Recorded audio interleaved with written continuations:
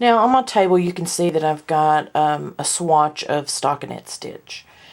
And we're going to talk about what gauge is and how to measure it. Gauge is the number of stitches per inch.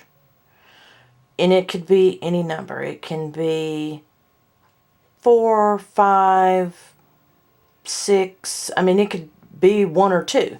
But that's what it is. It's however many stitches you have that you can measure in 1 inch. Whenever I tell anybody that they need to make a gauge swatch, it's generally recommended that you make a 4-inch gauge swatch. I'm not real sure what size this is because I didn't even really make this for this. So this is over 6 inches. So, so it's a number of stitches per inch. So let's learn how to measure gauge. And then you might say, well, okay, I know, and if you're saying measure, I know I need to measure with a ruler. Well, that's pretty obvious. But there's a couple of different things that you can use. Here's a ruler that I have. I paid just a little bit over $2 for this one. You can see it has things to, you know, size your needles by and stuff like that. And it has this nifty little opening for letting the rows and the stitches show through.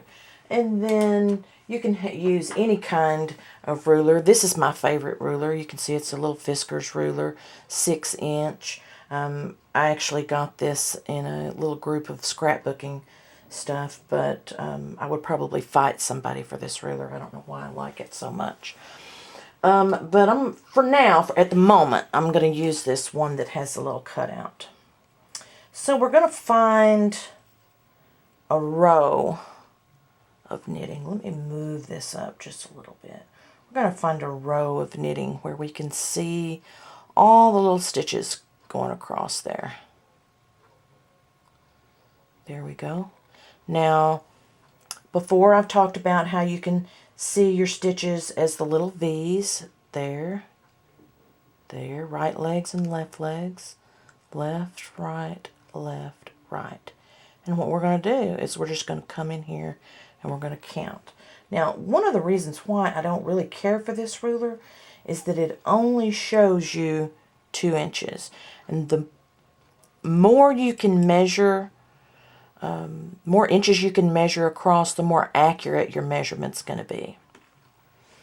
So whenever I'm just measuring my swatch, when I'm ready to make a sweater or whatever, I like to use a knitting needle because a lot of times when you look at knitting, I don't know if you've ever noticed this, you can see the little V's here, but then you also get these little upside down V's as well. And these look like exactly like a knit stitch, it's just upside down. And sometimes that kind of gets like an optical illusion, and I'm looking at it and it's just flicking back and forth, and I can't see what I've counted and what I haven't counted. So I like to use a knitting needle that I can actually stick in the hole of that stitch, and I know that is my stitch, and that's the last one I counted. So in order to count these these stitches, we're going to make sure that we're at the outside edge of the stitch. And we're going to count 1, 2, 3, 4, 5, 6, 7, and probably a half. And I don't like going by halves. If I come up with a half to an inch, you know, for a half a stitch, like say 4.5 stitches per inch or whatever, I will measure on across until I can find something that's not. You see that right here at the 3, that's falling right in the middle between 2 stitches. So if this were my swatch for a sweater, this is probably what I would measure to, and I would just count all those stitches all the way across. So we have 1, 2, 3, 4, 5, 6, 7, 8, 9, 10, 11 stitches to 3 inches. And then I would take that number 11, and divide it by 3 and figure out what I had for my row gauge. And you'll count the same way up for your row. Row gauge is typically not as important as stitch gauge is, because typically stitch gauge is going to determine the width of a garment.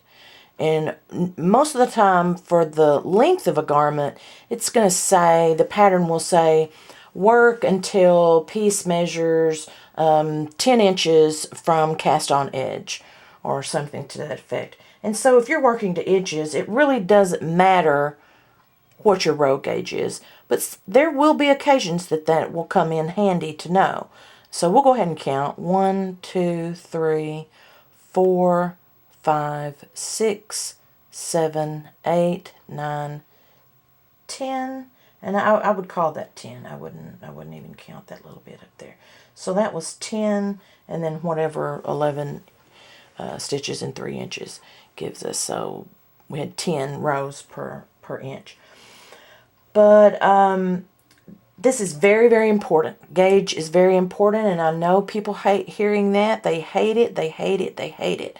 But regardless of whether you hate it or you don't, it's still important. It doesn't matter. Now, if you're making an afghan, who cares if the afghan is 2 inches smaller or 2 inches larger than it's supposed to be? But if you're making a sweater, whether it be for yourself or anyone else, 2 inches is going to make a big difference, because it would probably be 2 inches for the back and 2 inches for the front. Well, that means you've got 4 inches that you're off in size.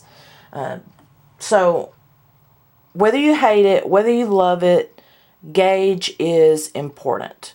And nobody wants to work hours upon hours upon hours on something, waste all that yarn, and then nobody can wear it because it's so darn big that nobody can fit in it, or it's so little that it's really for a child, So just remember, gauge is important. It's not hard to measure. You don't have to have a special ruler like this one. Like I said, I don't even use this one. If I were doing this in my chair in my living room, I would just lay my little trusty, lovable ruler right across there, and I would count those stitches just like that.